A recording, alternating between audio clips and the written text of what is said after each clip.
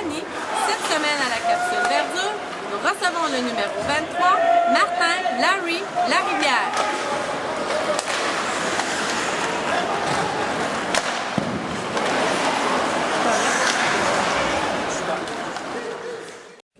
Salut Martin. Salut. Ça va bien? Ça va bien, toi? Ouais, est-ce que t'aimes mieux que je t'appelle Martin ou Larry? Tu peux m'appeler Larry, vu qu'on est rendu très intime. OK, Larry. Larry, t'as quel âge, toi? J'ai 28 ans. Ouais, tu viens de où? Je viens de Verdun, sur l'île de Montréal. C'est quoi ta profession? Ma profession, je suis agent recouvrement chez Hydro-Québec. Est-ce que t'as des frères et des sœurs? J'ai une sœur, plus vieille que moi. Elle a quel âge ta sœur? Elle a 31 ans. OK. Est-ce que tu es en couple de ce temps-ci? Je suis en couple de ces temps-ci depuis 4 ans. Ah, ben- Et pas futurement papa, d'ailleurs, au mois de janvier. Ben félicitations! Merci beaucoup. Ça fait combien d'années que tu es ici avec l'isothermie? C'est la 4e saison. C'est quoi qui t'avait amené ici? En fait, j'avais été échangé il y a 4 ans. Je jouais pour les Chiefs à Saint-Hyacinthe. Puis j'avais demandé une transaction. Puis à l'époque, Daniel Bissonnette m'avait contacté. Puis j'avais été acquis par l'isothermique en retour des deux frères Reynolds, qui les droits avaient appartenu ici. Là. Donc j'étais très heureux de me joindre l'isothermique à l'époque. Je le suis encore d'ailleurs. Si tu compares ton arrivée par rapport à aujourd'hui, comment tu trouves Thetford, sa foule, ses fans, l'ambiance? Moi, honnêtement, je l'ai toujours dit depuis le départ. Là, de mon arrivée ici, j'ai été très chanceux, très choyé en fait. Je sais pas si à force je sais pas ce que j'ai amené. Je sais que j'ai certaines qualités sur la glace, exemple ma détermination, pas même si ma grandeur. J'ai toujours été très choyé, très aimé des partisans. Donc je l'ai toujours dit, puis je l'aurais dit encore, si j'ai la chance de continuer ma carrière, j'ai la Thetford Mines jusqu'à temps qu'elle est mort sans suivre. Je suis ici pour de longues années encore. J'adore Thetford Mines. Et puis, côté voyagement, parce que vu que tu restes à l'extérieur, tu dois voyager. Est-ce que tu trouves ça difficile? Honnêtement, j'aurais pensé qu'au départ, mais non. Honnêtement, on s'habitue beaucoup à ça. Auparavant, lorsque j'ai débuté, moi, il y a environ 8 ans, les équipes étaient plus près. C'est sûr qu'il y avait moins de voyagement. Je pense que c'est quelque chose qu'on s'habitue à faire. Il y a beaucoup de voyagements à faire, mais on est toujours environ 5-6 gars qui partent ensemble. Donc, on a les gars de la Rive-Sud qui partent ensemble, puis les gars de Montréal qui partent ensemble. Donc, on est toujours quelques-uns en voyage ensemble, donc ça va très vite. Là. Ça se fait très bien. Toujours des bonnes jokes à compter en descendant puis en descendant, donc c'est très amusant. OK. Tu peux-tu me faire un petit résumé rapide de ton parcours depuis novice, là, premier coup de patin jusqu'à aujourd'hui? Oui, j'ai commencé à jouer au hockey à l'âge de 3 ans. J'ai commencé très jeune. Là. Certains vont dire que ça paraît pas tant que ça. Mais donc, j'ai commencé très tôt, à 3 ans. J'ai joué, évidemment, j'ai toujours joué catégorie 2A, là, comme la plupart des joueurs isothermiques. Puis j'ai joué au midget 3 au collège Charlemagne. Par la suite, j'ai joué junior 3. J'ai joué 1 an à la Chine, 2 ans. En fait, 2 ans à la Chine, 1 an à Longueuil. Puis par la suite, j'ai commencé, moi, j'ai jamais été junior majeur. J'avais signé une année à 18 ans à Drummondville. Je n'ai jamais été. J'avais un emploi à l'époque, je me suis jamais présenté. Honnêtement, ça ne m'intéressait pas. Je savais que je finirais possiblement dans le semi-pro. Donc, j'ai joué 2 ans par la suite après mon junior à Saint-Jean, dans la Ligue senior 2A du Québec. Puis après ça, c'est là que ma carrière a commencé dans la Ligue nord-américaine. Donc, j'ai eu 2 bonnes années à Saint-Jean, quelques combats à mon actif, puis ça, à ma surprise, ça a très bien été, donc j'ai continué dans cette zone-là. C'est quoi ton rôle dans l'ISO? Est-ce que c'est un rôle de passeur, de compteur de buts? Ouais. Ben, cette saison, je m'enlignais vraiment pour une saison de 48 matchs. Je m'enlignais pour un 48 en 48, 48 buts en 48 matchs. Mais finalement, j'ai parlé à l'entraîneur Bobby Berry qui m'a changé mon rôle. Il me remet à l'ordre, il m'a donné quelques coups de règle. Puis finalement, je vais me contenter de mon rôle d'ajustateur et évidemment de faire quand j'ai besoin de faire sentir de jeter les gants. Si tu avais à te comparer à un joueur de la Ligue nationale, ça serait qui? Me comparer à un joueur de la Ligue nationale, je vous dirais que certains ne sont peut-être pas d'accord avec ça, mais j'adore Sean Avery. En fait, je sais qu'il n'est pas aimé de la part de tous, peut-être que par son côté sur la glace fatigant. Je pense que c'est un gars qui se débrouille quand même bien au hockey aussi, mais disons qu'il rentre dans la veine, il rentre dans la peau de ses adversaires, il est taillé, puis c'est un petit peu un malin plaisir que j'adore. Tant que je taillis, moi, que ce soit par les partisans ou les équipes adverses, ça me donne un petit frisson supplémentaire, j'adore ça. On te voit souvent te chamailler. As-tu toujours été comme ça? Comme on dit finalement, as-tu toujours cherché le trouble de même? Oui, effectivement. Ça, c'était un petit peu, là, ça a commencé il y a 4 ans qu'à Ballon, on me battait souvent. Donc, c'est donc que ça a commencé. Non, sérieusement, j'ai toujours été j'ai jamais été honnêtement, c'est complètement deux choses. Certains vont penser que souvent dans la rue, peu importe dans les bars, peu importe que je suis un gars qui est zéro violent. Par contre, sur la glace, j'aime ça de pouvoir me battre parce qu'on a un rôle à jouer. Donc oui, j'ai toujours été comme ça. J'adore l'aspect, on peut changer le match avec une bagarre, donner peut-être un petit peu plus d'intensité à l'équipe si tu connais une bonne bagarre. Donc tu peux revirer le match un petit peu. Donc oui, j'ai toujours adoré ça. Est-ce que tu sais, tu as combien de combats à ton actif? Oui, il y a un site, je ne sais pas si tout le monde le connaît, là, dropyourglove.com. Je ne le savais pas évidemment de mémoire, mais je sais que j'approchais le 300 combats. Donc, ça commence à faire beaucoup de combats, mais comme on peut le constater, je suis toujours aussi beau.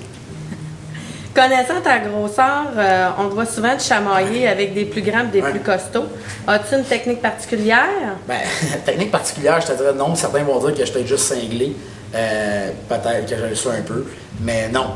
Oui, il y a la technique, c'est sûr que je peux pas conseiller, je peux pas dire tous mes conseils ici, sinon les adversaires vont l'apprendre. Mais non, je suis petit, donc j'ai juste appris à bien me servir de la grandeur que j'avais. Donc oui, j'ai des techniques spéciales, évidemment, de rester le plus près possible dans ma grandeur. J'ai pas la portée que certains peuvent avoir. Donc je pense que l'expérience rentre en ligne de compte, ce qui fait que je m'en sors plutôt bien. Est-ce que ça t'est déjà arrivé de faire un combat avec un ancien coéquipier ou un ami? À ce moment-là, est-ce que vous arrangez ensemble? Est-ce que vous parlez avant le match ou non, c'est sérieux, c'est ça de l'air? Pour être bien honnête, honnêtement, si certains pensent que c'est arrangé, du moins de mon côté à moi, ça ne l'a jamais été. Dans la vie, c'est du hockey semi-pro. Je pense qu'on est payé, même si c'est plus semi-pro ligue nord-américaine. On est payé pour le faire, puis on a un rôle à faire, puis moi j'ai un rôle à faire. Puis si je commence à départager que j'ai des amis, je peux pas me battre contre telle personne, je peux pas rester telle personne, je pense qu'il y a tellement de mouvements dans cette ligue-là que si on commence à jouer comme ça, je veux dire, il n'y aura plus personne nécessaire parce qu'il n'y aura plus rien qui va se passer.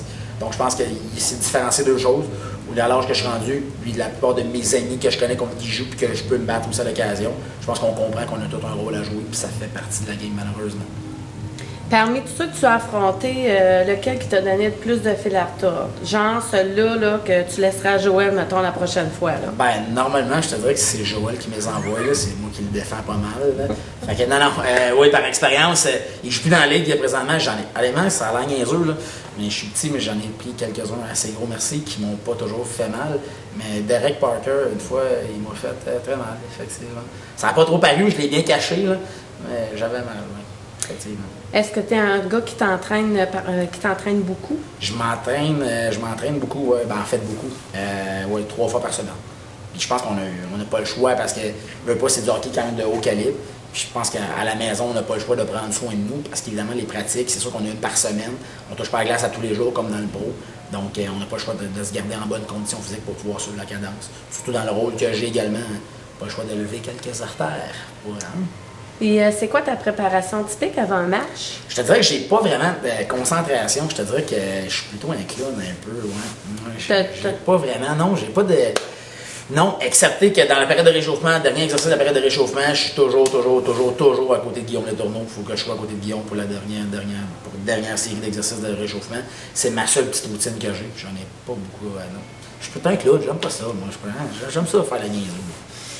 Parmi tous les entraîneurs que tu as eus là, pendant toutes ces années, est-ce qu'il y en a un qui t'a marqué le plus que les autres? Je te dirais qu'il y en a eu plusieurs. Toute ma jeunesse, j'ai joué pour mon père. Mon père, c'était mon entraîneur. Puis, je te dirais que mon père était quand même un bon modèle pour moi. Mais pas quand même, il a été un modèle pour moi. J'ai acquis quand même des bonnes connaissances puis des belles valeurs. Mon père, surtout pas juste sur la glace, là, mais en dehors de la glace, mais surtout sur la glace en fait d'entraîneur. Il m'a amené beaucoup de belles choses qu'aujourd'hui, que je suis très à l'aise à manipuler. Puis présentement, c'est sûr que Bobby Barry, c'est un gars que j'ai déjà appris l'année passée à connaître. J'avais joué beaucoup contre lui avant lui. Puis avant ça, excusez-moi, puis non, j'aime beaucoup Bobby. C'est sûr que je pourrais pas te dire un en particulier. J'ai eu Bob Desjardins pour qui j'ai joué, puis que c'est un très bon ami à moi, même si on se parle moins, mais c'était un très bon ami à moi, puis j'ai bien aimé Bob Desjardins. Mais non, il y a eu quelques bons entraîneurs que j'ai bien aimés.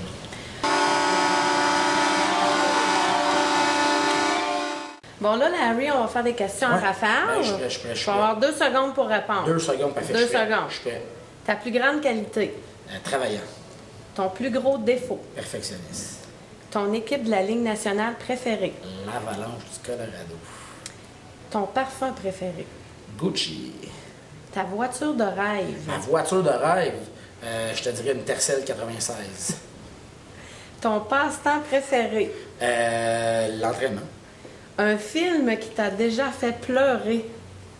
C'est mon film préféré, Roadie. Hein, ça me fait pleurer, ça me ressemble beaucoup. Ta couleur préférée? Ma couleur préférée, rose. Est-ce que tu as un tatou? Ben oui, j'ai un tatou sur mon avant-bras ici que c'est marqué guerrier. Je me suis autodidacté, je pense que ça me représente beaucoup. Ton acteur préféré? Je te dirais mon acteur Vin Diesel. Ton athlète préféré, tout sport confondu? Je te dirais j'en ai probablement 2. J'ai été Joe Sakic, honnêtement, j'étais un partisan des Nordiques, même si je viens de Montréal. Là. J'ai toujours été un partisan des Nordiques, puis j'ai été. Joe Sakic m'a marqué. Honnêtement, ça a toujours été un leader silencieux. Contrairement, il est vraiment différent de moi côté sur le hockey, mais ça a été vraiment un bon modèle pour moi. J'ai toujours adoré Joe Sakic. Puis avant lui, ça a été Peter Stastny. J'ai adoré Peter Stastny. Même qu'il est arrivé une petite anecdote avec Peter Stastny. Ma soeur a déjà lancé une tomate sur mon poster de Peter Stastny. Elle a vu la grosse chicane. Ton expression favorite? J'en ai pas, je te dirais. J'ai pas d'expression favorite du tout. Non? La musique que tu écoutes dans ton iPod? Dance. Du dance? Ah, David Guetta. Ah, yeah! OK, ton mets préféré? Mon mets préféré? Je te dirais sandwich aux œufs, pas de croûte. Non, pas vrai. Ça va être un bon steak, là. Ouais. Bon steak. OK, tu as un budget limité, tu as une semaine de vacances, tu pars où?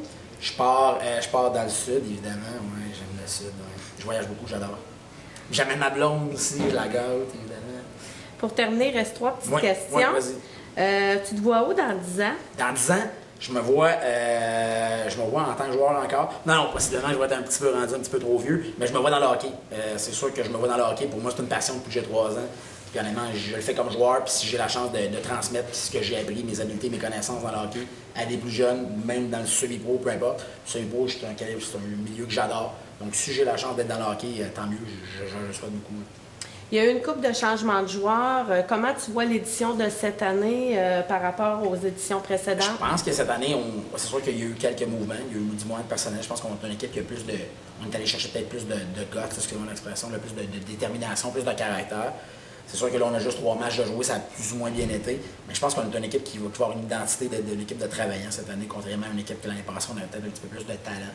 Là, on va être une équipe déterminée, puis je pense que ça va être la clé. Surtout dans ce niveau, je pense que c'est la clé pour gagner. Si tu avais un conseil ou un message à dire aux jeunes qui t'écoutent, aux gens qui t'écoutent là, dans la vie ou pour le hockey, ce serait quoi? Moi, personnellement, j'ai une grande qualité, puis je la partage, puis j'aimerais. C'est pas mal l'identité que je souhaite que tout le monde ait, c'est la détermination. Peu importe que ce soit dans la vie, sur la glace, peu importe, je pense que c'est de la détermination, c'est le principal. Il faut toujours que tu te dépasses, te dépasser, te surpasser. Puis c'est ce que mon père m'a appris, puis c'est ce que je souhaite enseigner à mes enfants plus tard, puis également aux gens que je connais. Écoute, merci Larry. Merci beaucoup. Très contente. Merci Belle beaucoup. entrevue.